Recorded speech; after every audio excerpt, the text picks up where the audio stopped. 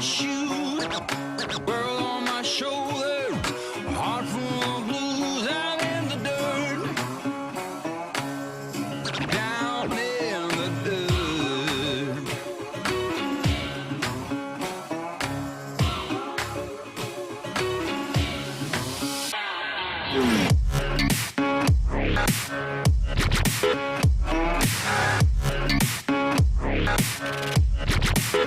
I've been a real bad boy on the town all night, starting to calm down with the morning light. I'm in the dirt, down in the dirt.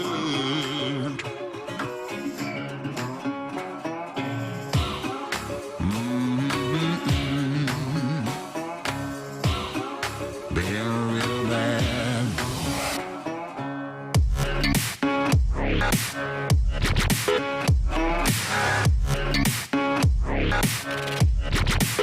I've been a real bad boy on the town all night, starting to calm down with the morning light. I'm in the dirt, down in the dirt, down in the dirt, down in the dirt, down in the dirt.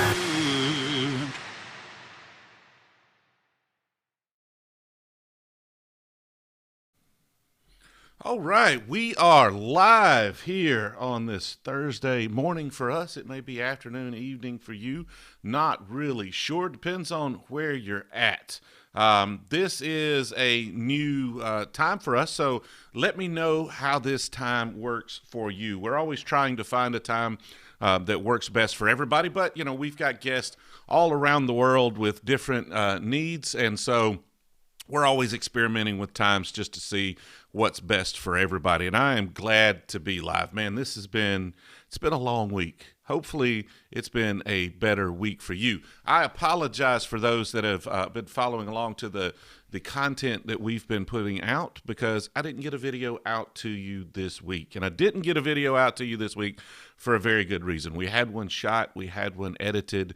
We're doing a series of platform comparisons. You know, we did the Shopify versus Magento, Magento versus Shopify. And I had one, a series shot comparing BigCommerce to Shopify. And that pesky Shopify, you know what they did?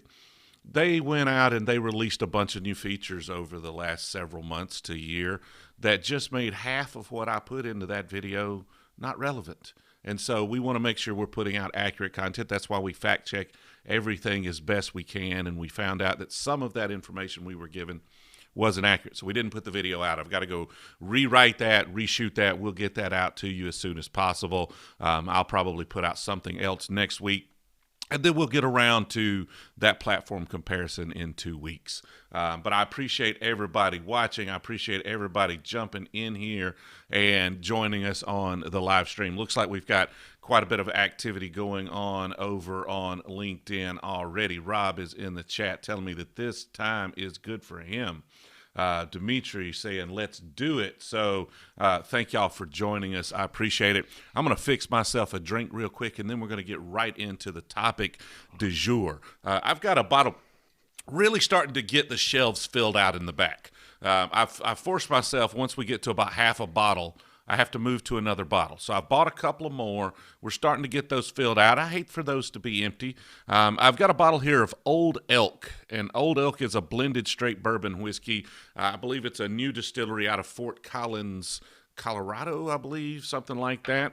But this is my first try of it. So apparently they won some sort of award here because there's a sticker on it. Of course, I almost knocked my drink over. That's not good. But we got a drink. We're all chilled out. We're ready to go. We're in the mood to do some live streaming. So got a great guest today, great topic, interesting topic as far as e-commerce goes. And really, you know, with returns in e-commerce, oftentimes that's seen as a negative. And so when I was approached with this topic of how do we take returns and we turn those into a positive, how do we actually utilize returns as an asset instead of a liability and help grow the business? And so Brandon, welcome to the live stream. If you would introduce yourself to everybody, tell us a little bit about ReadyCloud. Hey TJ, I appreciate you having me on today. So as far as ReadyCloud goes, guys, we're going to be talking about returns today, but we're a three-tier solution. We have the ability to really do everything from shipping all the way to returns. And then we also have a CRM system for those in-between times to be able to build that relationship with your customer. So to give a little bit of background on ReadyCloud, I always think it's important to know where somebody comes from and how they got there. So we actually started as shipping software. Some of you may have heard of TrueShip in the past. And then over the past 5 years or so, we've converted from the company we were known for about 15 years to actually become ReadyCloud. And the reason we did that is because we realized that all of the data that we had inside of our shipping software was being collected by somebody who a lot of times were in the back office or just in the warehouse, and they didn't really need to do anything with that data but just get the shipments out. We realized that that data was extremely valuable, and sometimes those shipping computers actually crashed. So when we made the CRM function, it all started as a backup for the shipping software. And then we realized that people wanted to use that data to be able to run reports, be able to get in contact with people who were frequent buyers from them, be able to do some remarketing tools, things of that nature. So the CRM was born. And then along came Ready Returns, which is kind of our most recent project. We've really had this developed and kind of in the stage that it's in now over the past 4 years or so. But the whole purpose of it was when we made it, we actually found that returns were a negative, exactly as TJ was saying earlier. So we made that product and made it so that with some different UPS partners and some different studies, we actually found that putting returns on your page and making that product simple actually increased your sales. With e-commerce this day and age, there's 1,000 brands out there. I mean, a perfect example is you go to Amazon, you type in anything, you get brands you've never heard of before, but you feel very comfortable with buying from Amazon because you know if it shows up and you ordered a large and it ends up being an extra small, you can send that back with no problem. And because of that confidence, you've seen Amazon grow tremendously. And our returns product and Ready Returns, which we'll dive into some more, putting that on your website gives your customers that same confidence when they run across you on SEO, etc. Now, is that really? Let's get right to the promise of the title, right? Which is the interesting thing here is how we, how do we grow a business using returns? Is that it? Is it a confidence thing, or is there more to it? Like, can you give us some insights on, how a business would go about making returns kind of a core strategy to grow their business? Yes, sir. So, I mean, what it really comes down to is a lot of times you'll look at different numbers that are associated with your website. Speaking with different folks in the e-commerce industry, they look at different ones, but one of the biggest numbers is when somebody actually comes, what is that buy rate, especially from first-time buyers? They found you from an affiliate program. They found you through a Google search, whatever it may be. You popped up on Facebook, Instagram, any of these social media outlets, but they had never heard of you before. So they come to your page, and an interesting statistic from UPS is that 66% of people will actually go and read your returns policy before they actually buy a product from you, especially if it's the first time that they've been on the site, they haven't heard you before. So if you don't have that policy, then out of the 60 chances are, most of them aren't going to buy from you for that is actually converting that customer. All right, so just so everybody knows, as always, this is a live Q&A. You guys always have the best questions. My questions are always mediocre in comparison. I wish I had the good questions that you guys always bring to this live stream. And so I've got my questions prepared. We'll go through those pretty quickly if no one chimes in or has anything to add to the conversation. But please, if you do have questions about returns or any of ReadyCloud services, post those in the chat, and we will do everything we can to get those answered for you. We've got Rob in the chat here mentioning that he doesn't see any YouTube channels commercials in regards to ReadyCloud. Not everybody's got a YouTube channel, Rob. That's for sure. But to touch on that a little bit, how are you guys marketing this product? Because honestly, I wasn't overly familiar with your product offering either. And so I think you had seen, some of the content we put out and kind of reached out. So what circles are you running in? What's most of your customer base running? Like, are there certain circles where you're seeing better penetration, or how are you advertising this product? A lot of questions there. That's like number one rule of interviewing somebody is ask them 4 questions in one. I know, but what's working for you guys, and how are you getting your customers? Yes, sir. So we actually don't have a YouTube channel to date. We do a decent amount through LinkedIn, but really we have a guy by the name of Mike. Hats off to Mike. Mike does a ton of SEO work. Does a bunch of blogs, backlinks, things of that nature. So Mike gets a lot of our customers in that way. In addition to that, we have partnerships with some names that y'all probably will recognize. UPS, anybody that's using UPS, there's a partnership that's called a CTP, so Customer Technology Program. So if you actually have a contract with UPS to where you do a portion of shipping through their services, they will actually pay for our shipping services, for our CRM, and for our returns platform. So we get a lot of customers through that, as you can imagine. In addition to that, we work with AACE, we work with SKU Vault. A recent partnership is Direct Scale. So anybody who does any MLM programs, that's a recent partnership that we're really excited about. Trying to think of anybody else that we do a good bit of work with. AMS fulfillment. So there's quite a few guys, and really our leads all come in organically, word of mouth, our customers. And the biggest one, if y'all are familiar with Revolve or Foot Locker, when people actually go through and make a return on those pages, we've had a ton of people call and be like, hey, I saw Ready Returns was powering Foot Locker, or was powering Revolve, and we had an e-commerce store, so we reached out. Makes sense. Referrals are always, or at least that's basically a case study, right? They see that you're doing it right and that they're using your technology. Those are absolutely the best. Keep those questions and comments coming in, and I appreciate the commentary there, Rob.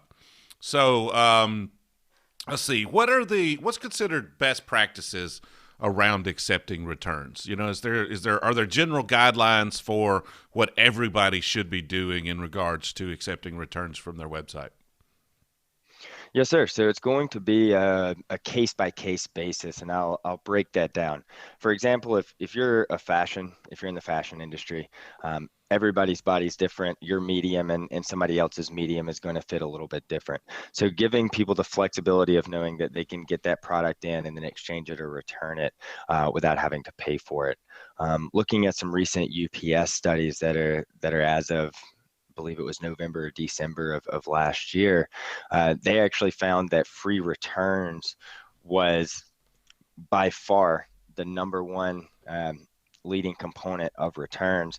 And I mean, I think that has a lot to do with Amazon, obviously, and Amazon kind of setting the tone in e-commerce when it really comes to returns. So that's something, if you're in the fashion industry, especially if it's cheap to get those returns back, offering free returns so people can get something, try it on, make sure it works right for them, and have the ability to give that back. If you're thinking of something in the electronic field, people like to know that they can get it, they can try it out. If they don't like it for whatever reason, they have 30 days to make that decision. But they also really are familiar with warranties and repairs. So and when I say that we have a return product, I feel like this is a good time to talk about this. One of our customers, we actually have returns, we have repairs, and we have warranties. So what that gives you the ability to do is if you have a 30 or 60-day refund policy, you can have that refund set up to where for 30 days we can automate that process.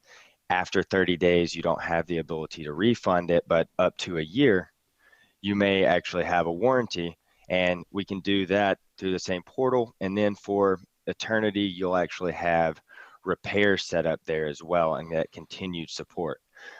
So really, it's going to depend on industry. But do you have any specifics that some of your listeners here participate in that I could address more? Well, let's talk about automotive.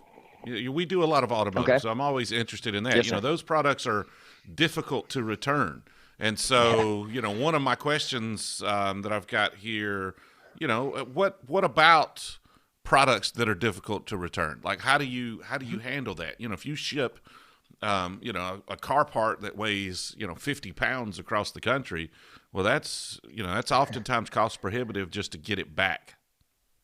Yes, sir. Yes, sir. So it's going to depend on that reason.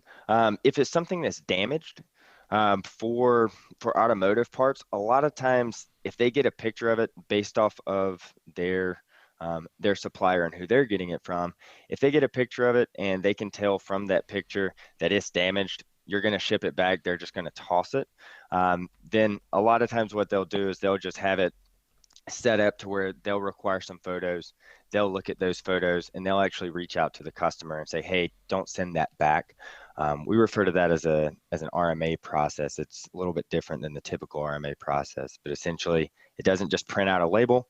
It allows for the actual e-commerce store to see some photos, see what's going on with that particular product, and then stop, investigate it, and actually stop that return from coming back, so you don't have to pay that return shipping. We actually just started working with a radiator shop that had that exact scenario. All right, we've got quite a few questions actually coming from both platforms, YouTube and LinkedIn here. So this is great, guys. Keep those questions coming, and we will get to them all in the order that I have received them here. So going back to Bradley Holdsworth. Hopefully I got that. Holdsworth. I think I got that right. Bradley, let me know if I got that wrong, but I appreciate you watching, and I definitely appreciate your question. Good question here. Do you think adding a cost to return an order impacts site conversion rate? Oh, great question. Based off of studies, it does.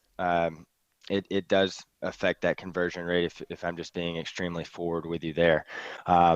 So one other thing that is unique is actually having different scenarios for those customers. For example, if you're a customer, you bought something and you got buyer's remorse, then I feel like that customer expects to pay something to be able to return that item. But if you're a customer and you got something and it was damaged, or it wasn't what you expected, or the wrong item was shipped, then obviously that customer does not expect to have to pay to send that back to you. So those are two scenarios that we see, but typically speaking, or technically speaking rather, if you do charge for returns, it does affect your conversion rate. Yeah, at some point I would think, just theoretically, if, it may affect your conversion rate, but if returns are a significant problem for you, it may be cheaper to have a lower conversion rate than it would be to deal with all of the returns. So, that's not a definite no per se, but if you want the most sales that you could possibly get, then having an open returns policy is absolutely critical. Is that an accurate statement? Yes, sir, very much so. And I think a lot of that goes into what's kind of your business model, right? Are you a transactional business model? Or is your profit margins enough to where you can make a few sales a day, and that's what you consider success? Once again, kind of looking at different industries, I think fashion industry, a lot of times, especially in today's competitive world, those are a lot more transactional than, say, automotive. All right, next question. Salo in the chat. Salo, I appreciate you watching. It's good to see you back on these live streams. And Salo's question is, run us through a real-life example from order to shipping to complaining and returning on how the service would help the whole e-commerce cycle. Great question. So on the shipping side of things, where we really benefit is if you do a lot of priority volume through USPS, or would be interested in doing priority volume through USPS, then we actually have some incredibly low rates through the Postal Service. Anybody who's familiar with the Postal Service knows that a lot of these rates got adjusted and even in some cases taken away over the past week. We actually were some of the few who got to keep those rates. And one thing that we do is we also, coming from the shipping days, we actually sell shipping labels. So using our software, the shipping labels weigh about 15 pounds. And it's just, your average computer printer, 11.5 by 8, a little bit bigger than that box. And we actually save $4 per shipment. So on the shipping side, it's really going to be a savings through USPS priority. We can run anything else through, FedEx, UPS, any of the basics. But that's how we're going to save you on the shipping side. Because it is a light client on the shipping side, all of that information that you're using to ship, that customer information, how that item's being shipped, the tracking number, that information is then being backed up to the cloud, hence ReadyCloud. So that's really a CRM platform. You'll be able to use that CRM platform to aggregate all of your data. So one thing that people with multiple e-commerce sites need is they need a way to put it all together. I'll give you a great example. I was just in Salt Lake visiting with a potential customer, and they actually have a BigCommerce store, a Shopify store, an Amazon store, an eBay store, and a retail location with a Square POS. So right now, they have no way to put all of that data into one system. We link up to all of their stores, and we're partners with Square as of a couple of months ago. So we're able to pull all of that transactional data in, whether it be from a trade show, that one-time customer, now we can make that a repeat customer, or that retail customer, and we can put all of those orders in together. In addition to that, we have something that is action alerts. So we actually turn all of those orders into contacts. And then action alerts gives you the ability to communicate with those customers based off of different actions. Hey, thank you for your new order. Hey, your order has been sent out. Hey, your order's at your door, or supplements, things of that nature that need to be ordered on a recurring basis. Hey, we noticed that you ordered some supplements. It's been about 30 days. You're probably running low. Let's go ahead and get you another order. Here's you a promo code, or here's a sale coming up, or you bought the shoes, let's buy the socks. So that's where the CRM comes into play. You can put order notes, you can put customer notes on those as well. So a lot of information can be housed in there. And then Ready Returns is just an app that we built into ReadyCloud. So you come in, you click on that. It's actually an iframe. We can have your returns completely automated from clicking sign up on most shopping carts to all of your rules in place for returns, exchanges, store credits, repair, etc. In about an hour. So that would just be an iframe that would go straight on your website there. Customer would be able to come in. So it's kind of a complete overview of ReadyCloud, shipping, returns, what the CRM does.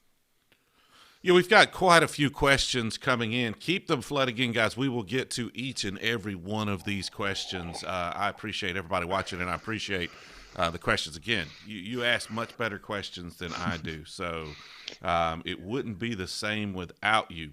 And one of the interesting things you spoke about is kind of what's alluded to in this next question as well. And you talk about how it's a CRM. It's more than Yes, sir. just a shipping system and things. So you see a lot of that. A lot of small merchants don't have CRMs, and they don't, kind of treat those customer interactions properly, properly communicating For with sure. the customer like you can do with a CRM. And so Robert in the chat here over on LinkedIn, Robert Duxter, thank you for watching, and I appreciate your question. And he kind of alludes to that. Like, what size in terms of annual GMV is the bulk and typical merchant customer of ReadyCloud? And in addition to that, any other features of typical or ideal customer, SKUs, industry, particular complementary tech? Like, what is the customer profile of who you're having success with on this product? Yeah. So I mean, when I tell you we're all over the board, we truly are all over the board. I've helped people set up Shopify stores, kind of a little bit above and beyond what we do here. But I have physically helped people set up Shopify stores and worked with somebody that's that small. I actually went into their warehouse last 2 weeks ago and helped them set up. But on the other end, we over Black Friday weekend, we had people who were processing over 1 million returns, not sales, actually returns over the 3-day weekend. So you can imagine how large those companies are. And as I've mentioned, we have Foot Locker. And I'll just go ahead and throw this out here too. We're incredibly affordable. For most people, especially for smaller companies, I mean, getting the returns and the CRM and the shipping, you're looking at $150 a month for the whole platform. So it's a really, really affordable product. And because of that, I think that's why we see the smaller companies working with us. But at the same time, those larger companies who have more customer service reps, they can work with us as well. Now, you had mentioned their pricing a little bit. Mhm. We've got a few other questions to get to, but while you touched on that, break down your pricing for us. Like, I kind of saw there's like a base price and add-ons and all of this stuff. Just kind of walk us through how your pricing structure works. Yes, sir. So the way the pricing works is with the shipping software. Everything comes with the CRM. So the shipping software is actually $20. The CRM is $24. So if you're just doing the shipping side, it's $44 a month. If you are just wanting the return side, the returns is $99 per site. If you have multiple stores, then obviously there's multiple sites there, but it's $99 per site and then $24 per user for the CRM. So it's $123 for one user. As users increase, it goes up by 24. As we get into larger companies, we do have some different price breaks as we go over 10. Okay. If anybody has any questions about the pricing, post it in the chat, and we will get into more specifics about that. Getting back to your questions and trying to make sure I don't miss any here. Brooklyn Heritage, good to see you back in the chat. Thank you for the question. What if you sell furniture and LTL freight items? We touched on that a little bit with automotive, but let's get into it with furniture. Like, returns are painful. So, what are your advice for those that are, shipping furniture, shipping LTL items? Oh man, furniture is for sure a headache. The biggest thing when it comes to and I don't, maybe you can clarify this. Is she referring from a return standpoint or just from shipping in general? We're talking about returns, but answer both. Doesn't matter. Go Okay, into it, perfect, man. Let's get perfect. into it. Let's figure it out. All right. All right. So on the returns front, that's a really interesting question because at the end of the day, it's all about how that customer boxes it back up. When you talk about furniture, somebody that we work with is Red Stag. That is their go-to. They handle heavy items that are, kind of the IKEA style is how I refer to it. Everything comes in, it's in 100 different pieces and it's boxed up. And what we found is when we are working with on the return side of things, it all depends on how that customer boxes that item back up? Did they rip that initial box? What are they putting it in? How are they shipping it back? Has a lot to do with the price point on how to get that item back. So returns are very tricky when it comes to kind of build your own furniture per se. On the shipping side of it, though, that's something that we're just the shipping software. So we don't physically have a warehouse. We're not a 3PL. We don't actually handle that side of things. But Red Stag Fulfillment out of Knoxville, Tennessee, they're a great recommendation for anybody that's looking for some more information on that.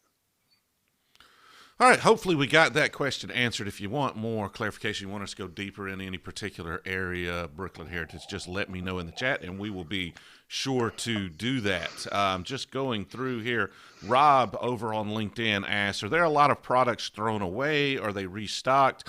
You see, my brother used to work for a company that owns a dump here locally, and there were several companies. Like, he would just come home with a truckload of stuff because they would just take their returns and throw it all away.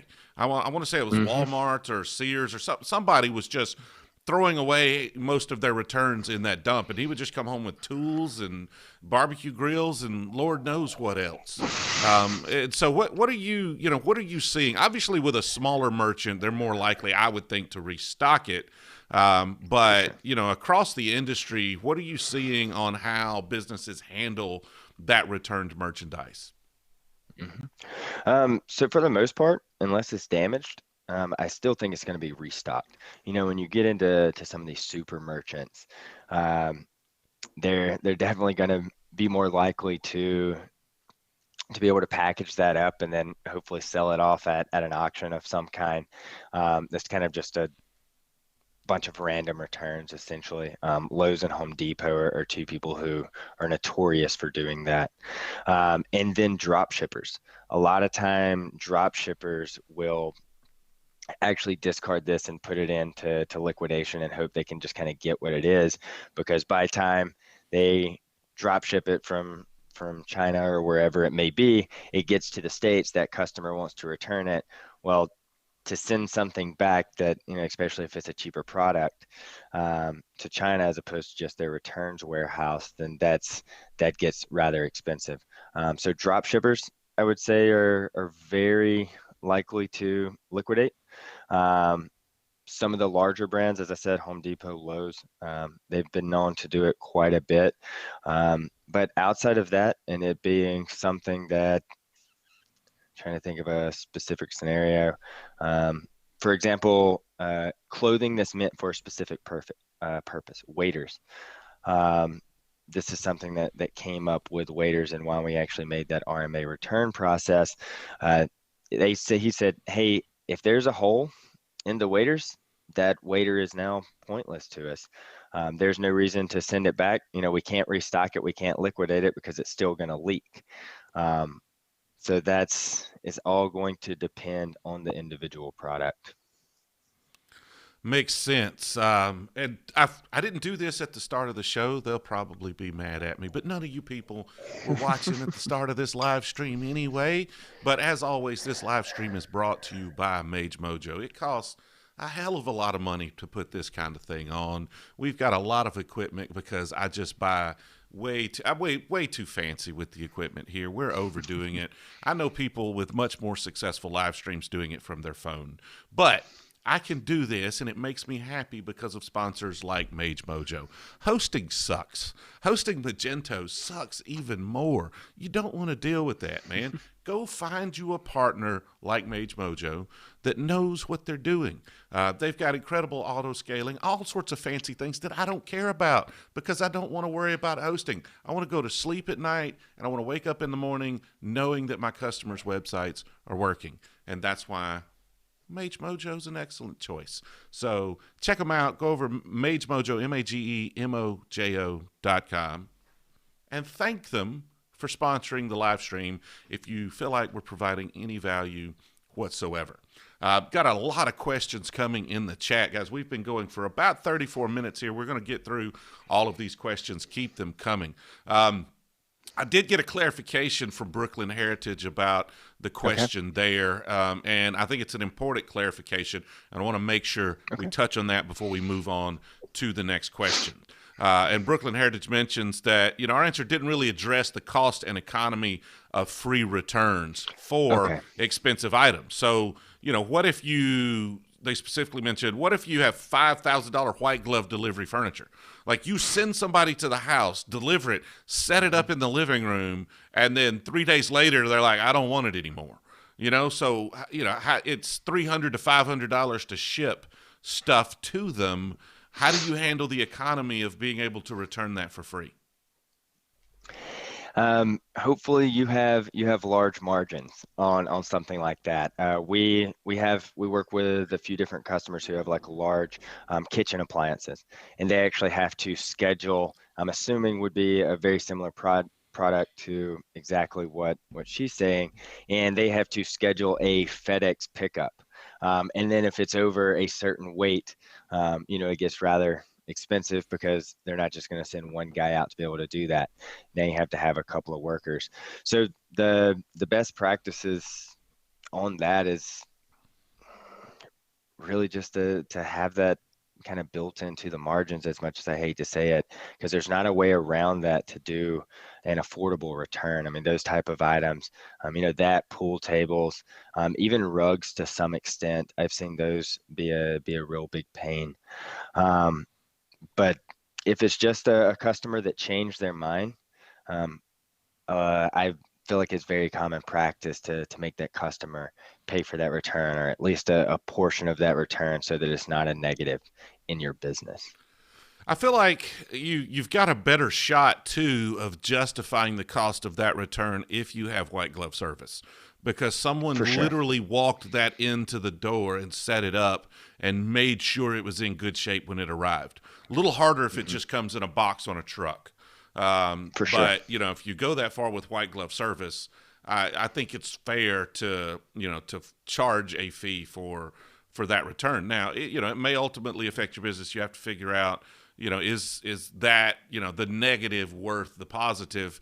Really weigh in what your returns cost versus the Hmm. sales you might lose by not having an open return policy. But also on the flip side of that, like you mentioned, just you have to bake it into your business model and your pricing. Hmm. And Brooklyn, if I'm not answering your questions or you want to get more specific with that, um, uh, I'm sure that my contact information is somewhere. If not, it's just Brandon at ReadyCloud.com. Shoot me a note, and I can get some more specific answers around that for you. Absolutely. Or, again, if we didn't answer it, post a clarification. We'll go back into it. I ain't afraid to answer the same question 37 times to make sure we get it right. All right. Exactly. Continuing on with the questions we've got here. Again, trying to make sure I did not mention any or miss any. Got a lot of chatter going on here. Got some questions both on YouTube and LinkedIn. Keep them coming for me if you would. All right, let's see. Okay, down to Dimitri. Dimitri, thank you for watching. I appreciate your question. Do merchants have a possibility to resell a product in the same location and redirect shipping to another customer without return?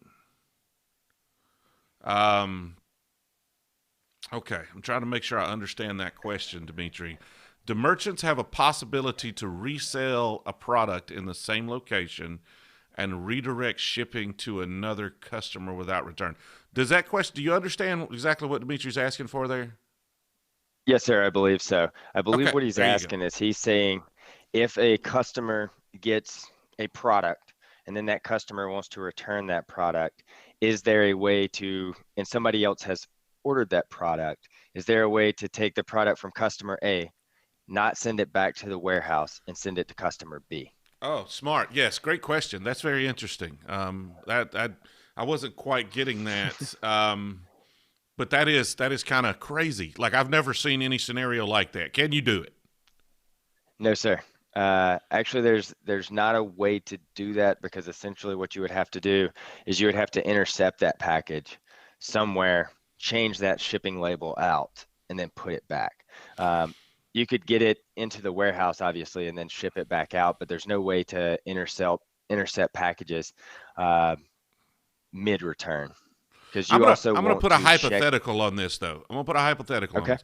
First of all, I think it's a bad idea. Don't do it because you don't know what Yes. they're returning. They could just be sending back a box of rocks. But Yes, if you sir. wanted to get crazy with it, if they had to log into the website to print the return label could have another customer's address on it. Ooh, Right? that's It's a terrible so. idea. Don't do it. Do not take my idea here and do it. It's bad idea. But if you wanted to, like if you had some scenario where it made sense, theoretically it's possible, right? So, TJ, great point. And it's interesting because I actually haven't showed you the product. On one of our screens inside of Ready Returns, you actually do have the ability to edit the address. Now, actually, that would be the ship from address. But we could set up a rule that said, hey, when instead of sending it back to warehouse A or warehouse B, we could set up a rule that says for this item, we want to send this to warehouse C, which could be another customer. So that customer would get a product. I guess technically you could do it, but you do bring up a great point of there's been some notorious stories of people who have put rocks in boxes. There was just a guy on Amazon that I thought was really interesting. I think he pulled 300 and something $1,000 worth of product by weighing sand and sending it back. Um, so it was kind of a wild story, but yeah, Yeah, do not don't it's recommend, guys. there may be some crazy scenario I'm not thinking about where that might actually work for you, but in a general retail scenario, not a good idea. Very clever though, very interesting thought there, Dimitri. I appreciate the comment, and it's very creative. And you know, and if there's some scenario where it works, let me know in the chat. I would love to hear about it because that's a very creative solution. Me as well. Basically, using returns customers as your distribution points. That's genius if you could figure it out. Um, all right, on to the next questions. Alan Fair here in the chat. Alan, thanks for watching. Thank you for the question. Are you U.S. only? Do you have international customers? Are there certain countries? Like what are your limitations around where your customers are located? There's not any. So actually, with ReadyCloud, we have a US based team, and then we also have a UK based team. So we have two different offices. But we do work internationally. Revolve is a very large brand. For any of the ladies that are on the chat, or maybe even some of the guys who get dragged into watching The Bachelor, they just did some big giveaway on The Bachelor, and we actually do their Canadian returns. So being able to deal with those harmonized tariff codes and different taxes, things of that nature, it's actually easier than what we anticipated it to be. All we need is the harmonized tariff code and the country of origin. We pop that in, and then the process works exactly the same. It's very automated. All right, next question. Salo in the chat has another interesting question here. How does ReadyCloud shipping return platform compare to ShipStation's? Are you familiar with ShipStation's offering? Yes, sir. So how are Yes, you sir. different? So really it's going to come down to two main points. The first point is if you're using ShipStation and you've been using it for quite some time, you've probably noticed that that work you used to get done in a couple of hours has started to take a little bit longer. The reason why is most of that is going to actually be on your desktop. It's going to cause that desktop to slow. So we are a light client. What that means is it's very similar to a banking app. When you actually log into your banking app, there's not any information there. It's pretty much just an image there showing you the funds that are in your app. That is exactly what ReadyCloud is. You download it to your computer, and then we actually pull that information from the cloud to allow you to see that. But we're not actually putting it on your desktop there, so it's not ever going to slow down over time. In addition to that, it really just comes down to rates. We're going to have better rates than anybody else. I would challenge people to send me your priority box dimensions and let me get back to it. I think you'd be really surprised at the difference there. Now, does ShipStation have a CRM? I know they integrate with CRMs, but out of the box, they're really just the shipping side of things, right? Yes, sir. ShipStation, ShipWorks, Shipping Easy, all of those are pretty much owned by Stamps or Indicia, and they are just shipping software. And in some cases, they limit what you can have in there just because they're owned by some technology companies. We're nonpartisan, so we actually offer all of those different solutions. All right, keep those questions coming. We've been going for about 45 minutes here. We're going to go at least 15 more, but if you have questions, get them in the chat. I suggest you get them in fairly quickly, and at some point we're going to have to cut it off. We've got quite a few questions here left to go through in the next 15 minutes. So if you've got questions, please post those in the chat. All right, we've got Michael in the chat here on LinkedIn. Michael, thank you for watching. Thank you for your question. And what's your point of view on management of international returns? Another one of those just cost prohibitive type of return scenarios. Yeah, I would love to understand this question a little bit more. Is it drop shipping? Is it just a product that's kind of based in the US and you're sending it out internationally? It's really going to decide on the size and the weight and the profit margin on this individual product.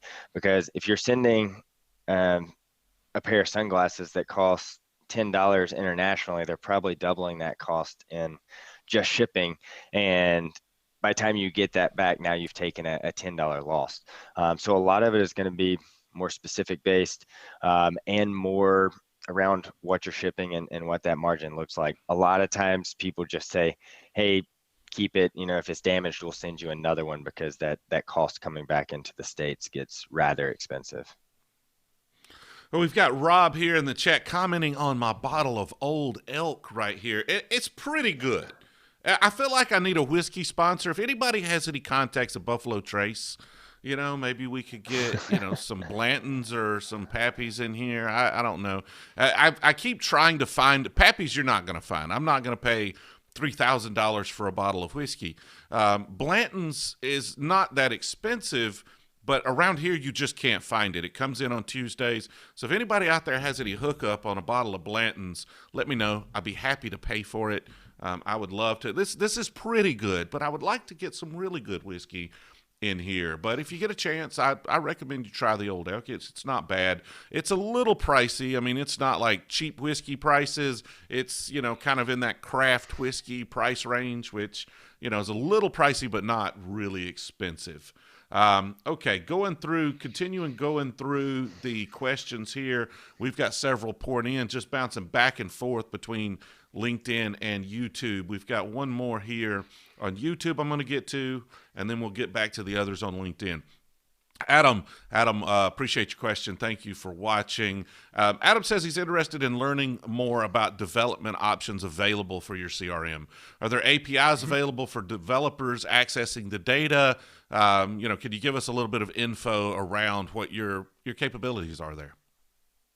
Yes, sir. So we have full API docs. Actually, if you go to readycloud.com, get to the very bottom of the website, it's going to be down in the small print for sure. You got to look down at the absolute bottom. It's even past the contact us and things like that. But we actually have the API docs on the website, so you can easily get to those. As far as any integrations go, we have a couple of different options. If you have the resources to be able to do your own integrations, obviously we'll give you those API docs. But if not, then we do have some resources here to be able to do, your SAP, your NetSuite, some of those different integrations as well. All right, and we've got Rob posting your LinkedIn profile there in the chat on LinkedIn. Thank you, Rob. If somebody needs to get in touch with you, that's a good place. I also went ahead and posted that over on YouTube for anybody over there that's watching that needs to access it. Okay, continuing down the list of questions, Rob in the chat here. Is ReadyCloud compatible with all e-commerce platforms? We're not necessarily compatible with all. We're compatible with most. We're compatible with Shopify, Magento 1, Magento 2, 3dcart, BigCommerce, WooCommerce. So most of the popular ones there. If you do have something else that's maybe an open source or a homegrown system, we can typically connect to it without too many issues. And we also have CSV as well. So if you just want to import things by CSV, I feel it's important to note that you do have that option. All right. Let's see. We've got Michael here in the chat mentioning great initiative, by the way, mentioning for a fashion brand selling $800 coats. That's a return you don't want to have to deal with for sure. Rob, I think, is giving me a little hard time here about my old elk, synthetic or biological elk. This right here is actually a blended straight bourbon whiskey, but blended only because, like, the normally with a blended whiskey, for those that may not know or care, a blended whiskey is someone buys whiskey from other people and then blends it together. That's usually what makes it qualify for a blended whiskey. Technically, though, it just means in the United States that the whiskey that's blended together comes from different states. So this distiller actually makes all the whiskey themselves, but they make it in different states and then blend it together or something of that nature. So it's a good whiskey, but technically a blend. Blended is usually looked down upon a little more than, it all comes from one distiller. But I appreciate the comments on the old egg. This is the first time I've actually had any of this, but it's pretty good. It looks like we have got through all of the questions we have here. So we've got about 10 minutes left. So if anybody has any more questions, post them in the chat. And I'm going to kind of go through. I know, we've answered a lot of my questions through your questions that you had on the stream. So I want to make sure I touch on. All right, here's a quote from your website. Ready returns can turn an online return into a new purchase up to 44% of the time. Automate your ideal returns policy, stop serial returners, and charge for buyer's remorse. Ready Returns leads the way in customer satisfaction and flexibility. So I want to touch on a couple of things there. First, what's a good strategy for cutting back on serial returners?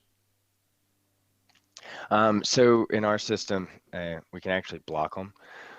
If I know that that's not necessarily the best. What do you mean by in your system you can block them? Like if they buy, then they can't return because they've been a serial returner, even though you have a return policy? Or can you stop them from ordering? Or does it stop the order from going out to them and you cancel it? Like, how does that work? Essentially, we'll block them from being able to use the online returns. We'll force them to call in or contact customer service so that they can't just go in and order and return absolutely everything for no reason. A lot of the goals on the return policies is we don't want to become rent the runway per se, especially for these fashion brands. Rent the runway, if y'all aren't familiar with it, it's a brand where you can essentially rent an outfit for a night or for an occasion, and then you send it back. With a lot of fashion brands, we've seen that happen over and over. So when you identify that person, you want to make it so that they can't just come to your return portal and be able to type in their order number, email address, and then send back the dress that they wore from the night before, the shirt they wore from the night before, whatever it may be. So from that standpoint, we could actually block those returners and force them to call in and make that process a little bit more difficult on them. All right, back to the question in the chat here. Alan Fair. Alan, thank you for watching. Appreciate your question. Do you deal with food being shipped out? We have a fresh fish client in the UK. And also, I want to add to that question a little bit. Shipping out food is a special thing, but how do you handle returns on a food item as well? Like that's, because if you're going to pack it in dry ice or something, they're not going to pack it in dry ice to return it. First of all, do you handle, Alan's question, do you handle food shipments? And then I want to get your opinion on how you handle a return for that. Yes, sir. So food shipments are something that we don't deal with a whole lot. We can handle it. It's just essentially a special way of packaging it. Is the fish coming from the UK to the States, or is he sending it to the UK? I don't know. If that was did not mention, Alan, clarify if you would, if that UK customer is shipping internationally, are they shipping to the US? Are they just shipping to Europe? Are they just shipping to the UK? But regardless, let's say they're only shipping to the UK. Yes, sir. Then it is something that we could handle. We have Easy Post, so we have anything that they integrate with as far as the different carriers internationally. We would be able to do that. And when it comes to the packaging, then obviously we have to let whoever that carrier is know, whether it's UPS, FedEx, or something that is in Europe. You just have to let them know that there is dry ice in there. So just have to label it a little bit differently, but it is able to be done. And the shipping software, just to be really honest, you can do that through any shipping software. It's more about making sure that the carrier knows exactly what it is. On returns are something that we actually have not, we don't work with any food vendors on returns. I think that if you have a food box or, some of those subscription model items that are coming in on a subscription model, I think if you get the food, it's either, hey, this food's here and it's good, or you open up the box, it doesn't smell right, whatever the case may be. But either way, on the other end, I highly doubt they want that food back. So I think it would just be one of those scenarios of where you would just be like, hey guys, this stuff is not right, chunk it and get it sent back out. Makes sense. Alan does clarify UK to UK.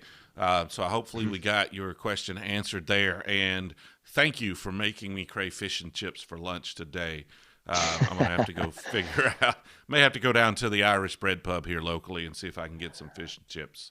All right. Rob in the chat here mentions, I really miss a visualization for such a tight product and innovating company work. Okay. I'm not sure I'm understanding the comment so much, but he says, I really miss a visualization for such a tight product and innovating company. Work on that, Brandon. That's a tip for your marketing, is to get a visualization going. Well, appreciate the feedback. We're always looking for good feedback here. Yes, sir. Thanks, Rob. All right. So let's see. I'm going to refresh LinkedIn here. Sometimes my comments kind of stagnate. But all right, so we've got that. We've got all of the comments over on YouTube as well. We've been going for pretty close to an hour, so I appreciate everybody watching. I think we are going to call it an afternoon now for me. So Alan says I can't go wrong with fish and chips. I agree. I mean, traditionally, I'm not like a fish guy, but when it's done well, it's done well. That is good stuff. So, Brandon, if you would kind of let everybody know how they can get in touch with you if they need more information. Yes, sir. So the easiest way to get in touch with me is, I believe my LinkedIn profile was dropped in the comments there. You can use that. You can send me a message. I'm usually pretty responsive. My phone number is 602-753-5004. And my email address is Brandon, BRANDON, @readycloud.com. Whichever way y'all prefer, guys, I'll get back to you just as quick as possible. All right. Well, I appreciate everybody watching. Thank you for tuning in. Again, let me know how this time of the day seems to work for everybody. It looks like we had an international audience, so that is good news right there. I'm going to try to get a video out for you guys next week. I know I fell down on that this week, but again, we had to do some fact checking, and the video for this week just wasn't accurate, and we're not going to put that out.